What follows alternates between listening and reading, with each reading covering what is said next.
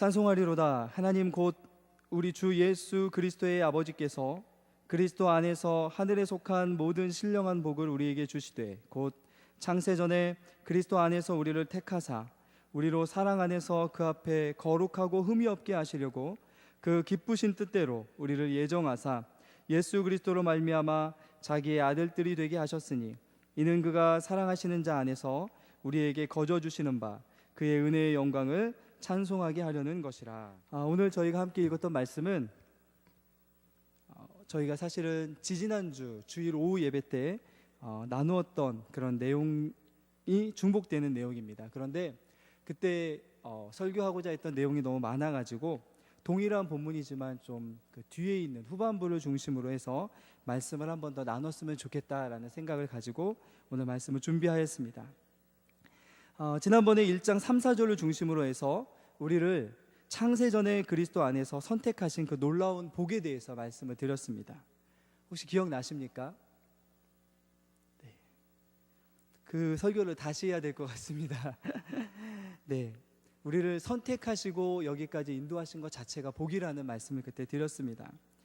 죄인인 우리가 스스로 구원을 이룰 수 있는 아무런 능력도 조건도 없었는데 하나님께서 우리를 창세전에 선택하여 주셨고 여기서 하나님께서 구원하시는 모든 은혜를 우리가 한 일은 아무것도 없고 하나님이 모두 다 해주셨다는 그 자체가 바로 복이라는 말씀을 그때 나누었었습니다.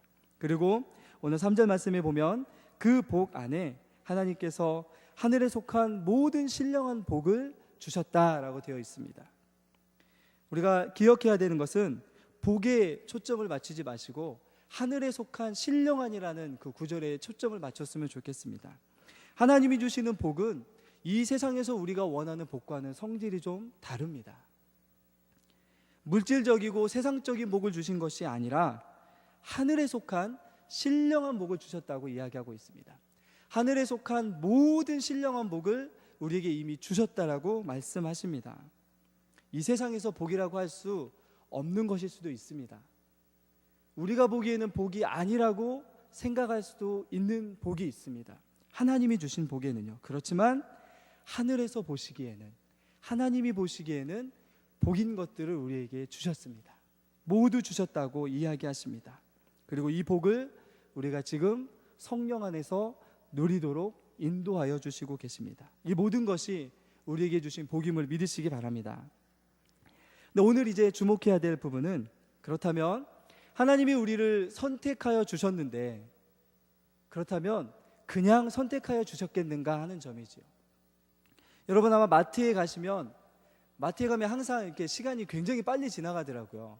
뭐 별로 산 것도 없는데 이거 고르고 뭐 이렇게 막 골랐다 뭐 하다 보면 시간이 금방 지나가는 것을 아마 여러분 많이 경험해 보셨을 겁니다.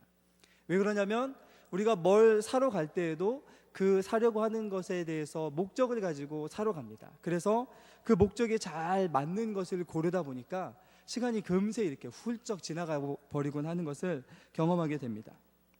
물건 하나 사는 것에도 목적을 가지고 사는데, 그렇다면 만물을 창조하신 하나님께서 한 영혼을 선택하셨을 때 목적이 없으셨겠습니까? 오늘 그 목적에 대해서 우리에게 말씀해 주고 있습니다. 그 목적에 대해서 말씀해 주시는데요, 우리 4절 말씀입니다. 4절 말씀을 우리 한 목소리로 같이 읽어보겠습니다. 4절입니다. 같이 읽겠습니다. 곧 창세 전에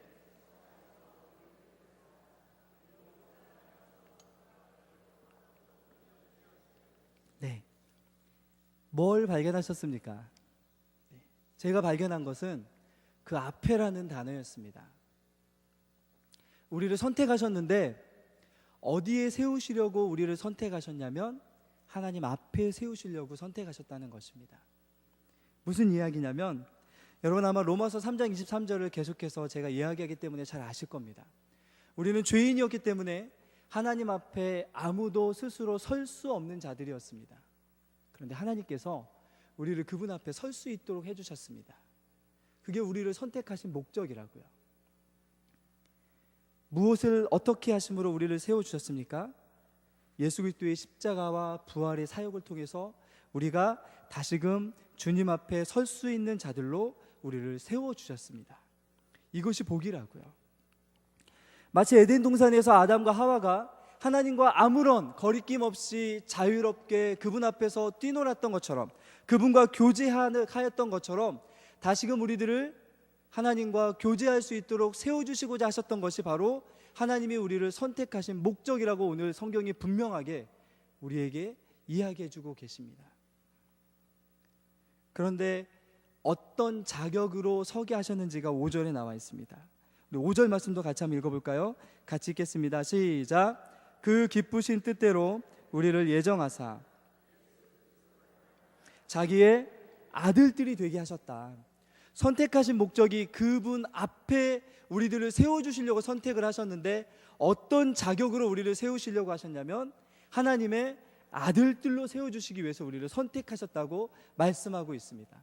이것이 그냥 우리가 이 세상에 태어나서 우리가 죄짓다가 하나님 앞에 회개하여서 그때 돌아왔을 때 우리를 선택하시고 아들 삼아 주신 것이 아니고요, 성경에서는 무엇이라고 얘기하냐면 창세 전에 선택하셨고 창세 전에 아들 되게 하시려고 예정하셔서 예수 그리스도의 십자가와 부활의 사역을 통해서 그것을 이루셨다고 말씀합니다. 이게 복이라고요, 이게 은혜라고 이야기하고 있습니다. 이것을 오늘 말씀에서는 거저 주시는 바 은혜라고 이야기하고 있습니다. 여러분 한번 생각해 보십시오. 우리가 구원받은 것에서 우리가 한 일이 무엇이 있습니까? 기도하셨습니까? 찬송하셨습니까? 하나님 구원해달라고 기도하시고 열심으로 매달리셨습니까?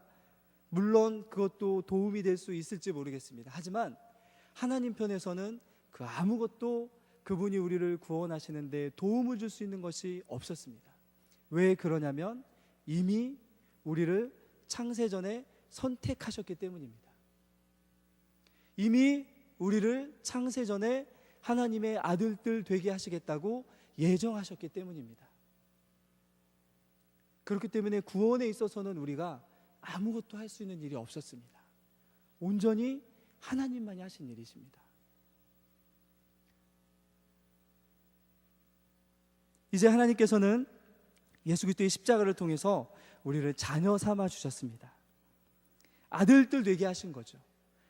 이렇게 하나님께서 우리를 아들의 자격을 주신 것을 우리가 양자 삼아 주셨다라고 이야기합니다. 다른 말로 하면 입양하신 거죠. 우리를 하나님의 아들이 아니었던 우리들을 입양하셨다라고 이렇게 이야기합니다. 이전에 하나님 앞에 설 수 없는 죄인이 아니라 이제는 하나님 앞에 담대하게 설 수 있는 아들로 삼아주심을 믿으시기 바랍니다.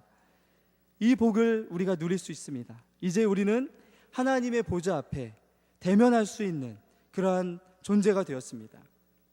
하늘에 있는 존재들에 대해서 여러분 아마 아실 겁니다. 이것은 사실은 천사들도 누리지 못하는 우리들에게만 주신 복입니다. 유일한 복입니다. 천사들은 우리보다 사실 훨씬 뛰어난 존재들입니다. 하지만 천사들은 우리가 누리는 아들됨의 복을 절대 누리지 못합니다. 우리에게만 주신 복입니다. 그들이 아무리 뛰어난다 할지라도 하나님이 천사들에게는 아들이라고 이야기하지 않으십니다. 하지만 천사들보다 훨씬 미천하고 연약하고 능력 없는 우리를 하나님께서 아들 삼아 주셨고 지금도 아들로 보호하시고 인도하여 주십니다. 기억해야 될 것은 이것이 예수 그리스도로 말미암아 우리에게 이루어졌다는 사실입니다. 예수 그리스도를 통하여서 예수 그리스도께서 무엇인가 하셨기 때문에 우리가 양자가 되었습니다. 그래서 양자가 되는 일조차도 우리가 한 일이 아무것도 없다고요. 하나님께서 다 이루셨습니다. 자, 그렇다면 여러분, 하나님이 우리를 선택하신 목적이 하나님 앞에 그분의 양자되게 하셔서 서게 하시려고, 그분과 대면하시려고 우리를 선택하시고 양자 삼아주시고 구원하여 주셨다는 것을 믿으신다면 우리는 요즘에 얼마나 하나님과 대면하고 계십니까? 얼마나 하나님과 그분 앞에 서는 즐거움을 누리시고 계십니까?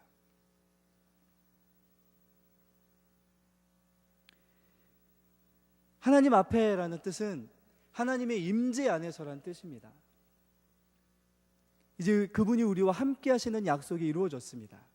그런데 이상한 것은 우리는 과연 그분이 우리의 삶에 함께 하심을 우리가 그분을 만나고 있다는 사실을, 우리가 그분 앞에 서는 즐거움을 누리고 있다는 사실을 자각하면서 사는지 하는 것을 생각해 봐야 한다는 것이죠.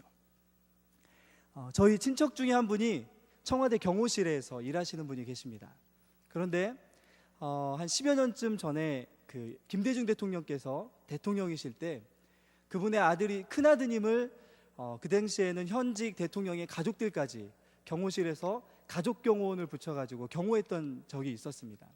저희 그 친척 되시는 분이 그 김대중 대통령의 큰 아드님을 경호하는 가족경호원으로 일하셨던 적이 있으셨습니다.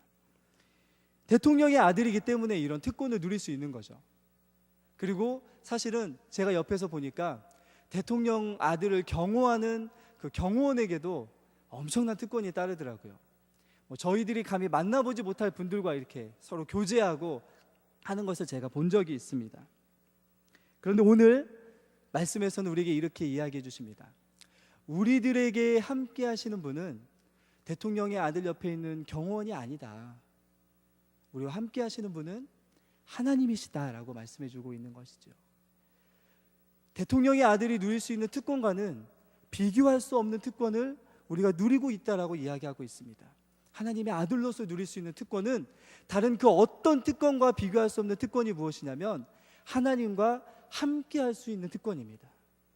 그래서 하나님께서 예수 그리스도를 이 땅에 보내실 때 어떤 약속을 이루셨다고 마태복음 1장 28절에 말씀하시죠. 임마누엘, 하나님이 우리와 함께 하신다. 이 약속이 우리에게 이루어졌다라고 말씀하시죠. 요한복음에서도 말씀합니다. 말씀이 육신이 되어 우리 안에 거하심에 우리에게 집을 져서 함께 하시는 것처럼 우리와 함께 하신다는 말씀이 이루어졌다라고 말씀하시는 것이죠. 그것이 복이라고요.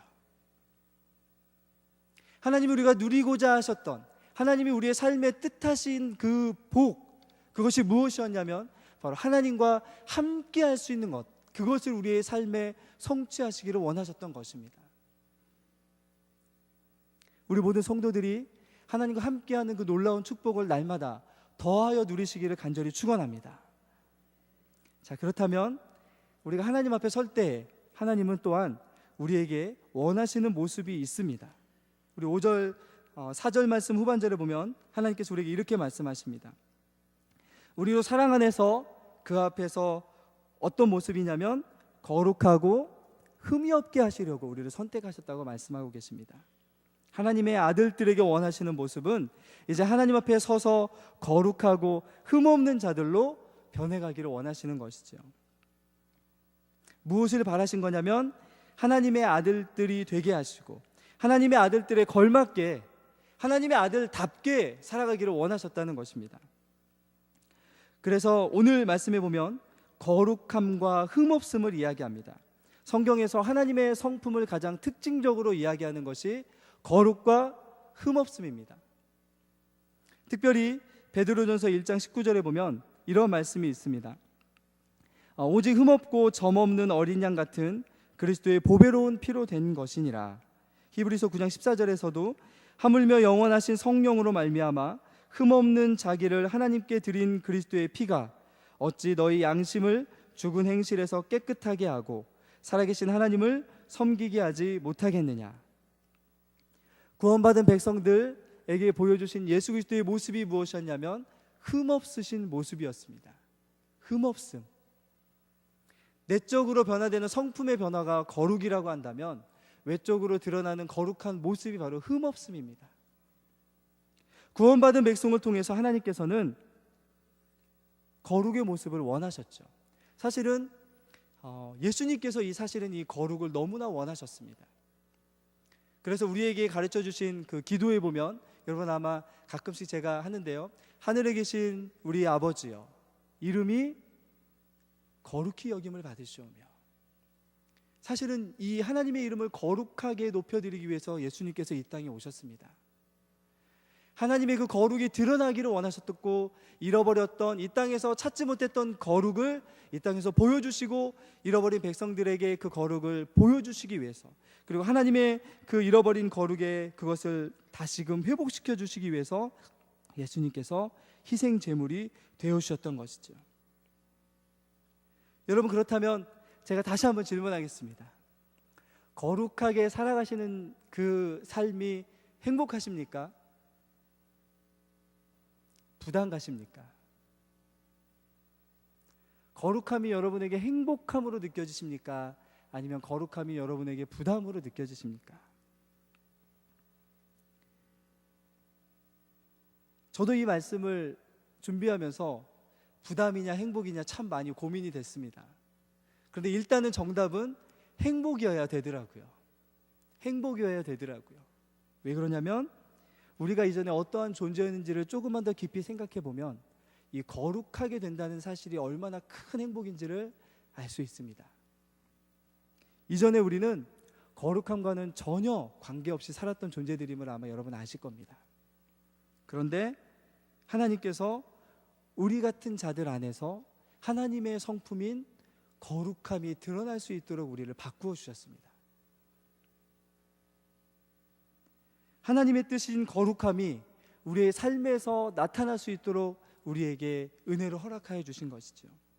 그래서 거룩하게 되는 것은 사실 성도들이 누릴 수 있는 가장 큰 기쁨이고 가장 큰 복이 됩니다. 내 삶에 흠이 없는 거룩을 통해서 내가 하나님을 닮아갈 수 있다는 것, 내 삶을 통해서 하나님의 거룩을 드러낼 수 있다는 것, 이것이 바로 하나님께 영광 돌리는 삶이죠. 마치 이런 것 같습니다. 아이들이 가끔씩 유치원에서 보면 경찰서나 소방서 같은 데 놀러 갈 때가 있습니다. 견학을 간다고 하죠. 그곳에 가면 뭘 하냐면 아이들에게 그곳에서 이렇게 복장을 입혀줍니다. 경찰 모자와 경찰복을 입혀주거나 소방서에 가면 소방복을 입혀줍니다. 아이들이 이렇게 사진을 한 장씩 찍어 오죠. 거기 보면 아이들 굉장히 좋아합니다. 마치 경찰이 된 듯한, 마치 막 소방관이 된 듯한 그런 막 그 표정들이 막 드러납니다. 얼마나 이렇게 막 진지해지는지 모릅니다. 그런데 하나님이 우리에게 입혀주신 옷이 있으십니다. 거룩이라는 옷입니다. 이전에 우리가 마치 경찰이 아닌데 경찰이 된 듯한 어린아이들의 그 모습처럼 우리는 거룩할 수 없었던 존재인데 하나님이 거룩이라는 옷을 우리에게 입혀주셔서 우리가 거룩하게 살아갈 수 있도록 해주신 거죠. 스가랴서 3장에 보면 이러한 스가랴 선지자가 본 환상이 나옵니다. 그 당시에 스룹바벨 포로 이후에 하나님께서 성전을 지어 가시는데 성전 짓는 일이 더디어 갔습니다. 그때 스가랴 선지자를 통해서 하나님께서 이 말씀을 해주시는데요. 3장 말씀에 보면 그 당시에 대제사장이었던 여호수아가 하나님 오른편에 천사들과 함께 서 있었습니다. 그런데 그 반대편에서 사단이 여호수아를 대적하고 있었습니다. 고발하고 있었죠. 고소하고 있었습니다. 고소의 내용은 어쩌면 그 대제사장인 여호수아가 입고 있었던 옷이었던 것 같습니다. 지저분한 옷, 더러운 옷, 감히 볼 수 없을 만큼 불결한 옷을 대제사장이 입고 있었습니다. 사단이 공격했던 거죠. 고발했습니다. 근데 하나님께서 뭐라고 말씀하신 줄 아십니까? 천사들에게 명령하십니다.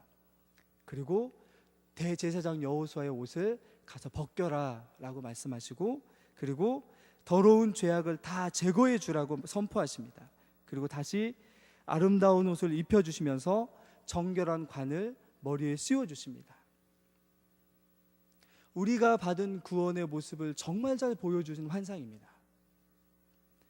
이전에 더러움 때문에 하나님 앞에 설 수 없었던 존재들, 이전에 우리가 가지고 있었던 더러움 때문에 사단의 공격밖에 받지 못했던 그런 더러운 존재들이었던 우리를 하나님이 깨끗한 옷을 입혀주셨고 하나님이 우리 죄를 제거해 주시고 양자의 관을 씌워주셨다는 사실을 오늘 우리에게 말씀하여 주십니다. 그렇게 살아갈 수 있도록 해주신 것이죠. 그것이 기쁘지 않다면 과연 무엇이 기쁠까요?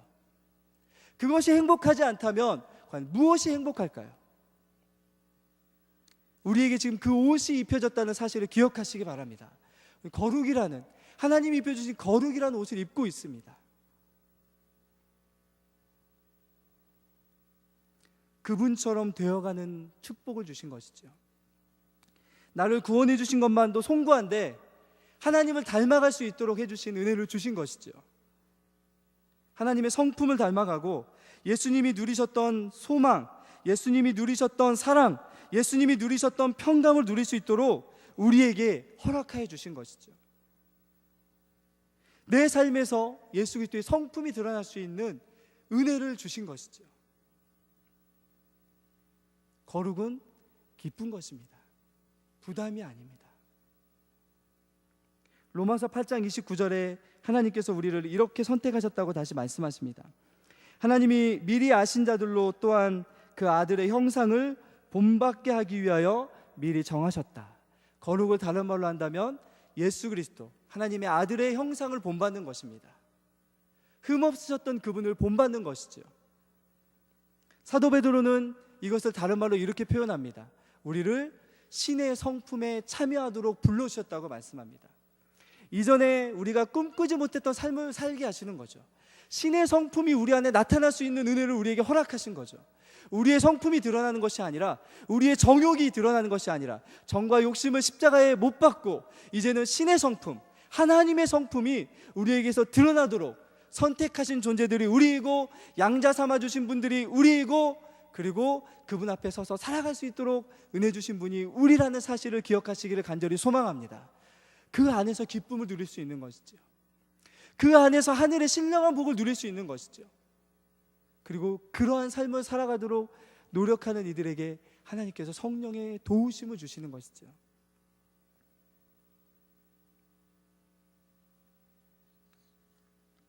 그런데 사도 베드로가 신의 성품에 참여하는 자가 되지 않기 위해서 이런 일을 하라라고 하면서 베드로서 1장 8절에 이렇게 이야기합니다.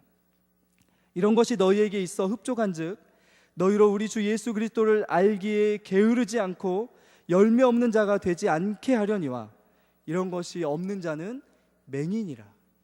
베드로후서 1장 9절에 이런 것이 없는 자는 맹인이라라고 이야기하고 있습니다. 보는 것처럼 보이지만, 아는 것처럼 보이지만 사실은 보지 못하고 알지 못하는 자라고 이야기하고 있는 것이죠. 맹인이 되지 않으시기를 간절히 소망합니다. 우리는 맹인이 되어서는 안 됩니다. 우리의 옛 죄가 깨끗하게 된 사실을 잊어버리면 맹인이 됩니다. 지금 현재 우리가 거룩한지 못한지를 볼 수 없는 맹인이 되는 거죠. 신의 성품에 참여하고 있는지 아니면 게을러서 그러지 못하고 있는지를 볼 수 없는 맹인이 된다는 것이죠.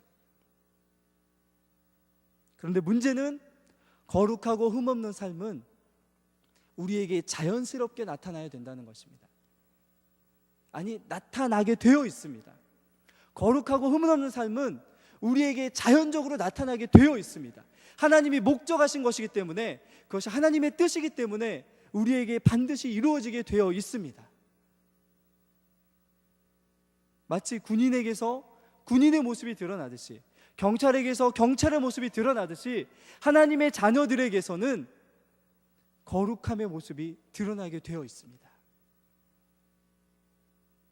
우리는 하나님의 자녀되었습니다. 하나님의 집에 소속되어 있는 것이죠. 하나님의 집에 소속되어 있다면 우리는 당연히 하나님을 닮을 수밖에 없고 하나님을 닮은 모습이 드러날 수밖에 없다는 것이죠. 지금 우리 안에 거룩한 일들이 일어나고 있는지가 느껴지십니까? 새 사람을 입었다는 그 기쁨이 우리 안에 계속해서 샘솟고 있습니까? 우리는 정말 우리가 얼마나 놀랍고 큰 복을 누리고 있는지를 잘 모르고 살아가고 있는 것 같아 참 안타까울 때가 있습니다. 여러분, 요한계시록 7장에 보면 하나님의 구원받은 백성들이 각 나라와 족속과 백성과 방언에서 아무도 능히 셀 수 없는 큰 무리가 나와서 흰옷을 입고 찬양하는 모습이 나옵니다. 구원하심이 보좌에 앉으신 우리 하나님과 어린 양에게 있도다라고 하는 찬양을 올려드립니다. 그런데 이 요한이 장로 중에 하나에게 물어봅니다. 도대체 이들이 누구입니까? 누구인데 과연 이러한 찬양을 올려드릴 수 있습니까? 라고 이야기하자 이 장로 중에 한 사람이 이렇게 이야기합니다. 저들은 큰 환난에서 나온 자들인데 어린 양의 피에 그 옷을 씻어 희귀한 자들이다 라고 이야기합니다. 한마디로 이야기하면 거룩한 자들이다, 흠없는 자들이다 라고 이야기하고 있는 것이죠. 하나님을 찬송할 수 있는 자들, 우리가 에베소서에서 3번의 찬송이 나온다고 얘기했습니다. 마지막 날에 하나님을 찬송할 수 있는 자들, 한마디로 이야기하면 거룩한 자들이다, 흠없는 자들이다라고 이야기하고 있는 것이죠. 그리고 요한계시록 14장에서도 이렇게 이야기합니다. 이 사람들은 여자와 더불어 더럽히지 아니하고 순결한 자라. 어린 양이 어디로 인도하는지 따라가는 자들이다. 그 입에는 거짓말이 없고 흠이 없는 자들이더라 라고 말씀하고 있습니다. 이들의 흰 옷은 사실 이들의 찬양이었습니다. 입으로 드리는 찬양이 아니고요, 이들이 입고 있는 흰 옷이 이들이 하나님께 드릴 수 있는 유일한 찬양이었습니다. 삶이고 찬양이라는 이야기 많이 들어보셨죠? 이들에게는 흰 옷이 찬양이었습니다. 환난을 이겨낸 증거, 여자와 음란한 여인과 이 세상의 정욕에 취하여지지 않고 그 안에서 싸우다가 피 흘린 흔적이 있는 그 흰옷, 그것이 바로 찬송이었다는 것이죠. 우리에게도 그러한 찬송이 날마다 우리 입술에, 우리의 마음속에 가득하기를 간절히 소망합니다. 천국 성도들을 누구라고 이야기하냐면 바로 이러한 찬양을 올려드리는 자들이라고 이야기하고 있습니다. 혹시 이러한 삶에서 멀어진 분들이 계십니까? 혹시 우리의 신앙의 양심 속에서, 우리 내면에서 거룩이 부담스럽고 하나님께서 우리 선택하신 목적이 부담스럽게 느껴지시는 분들이 계십니까? 긍휼에 풍성하신 하나님 앞에 나아가시기를 간절히 소망합니다. 십자가에서 우리를 사랑하셨던 그 하나님은 지금도 동일하게 변함없이 우리를 사랑하고 계십니다. 그것이 그분의 긍휼입니다. 그래서 히브리서 4장 16절 말씀에 우리를 긍휼하심을 받고 때를 따라 돕는 은혜를 얻기 위하여 은혜의 보좌 앞에 담대히 나아가라라고 말씀합니다.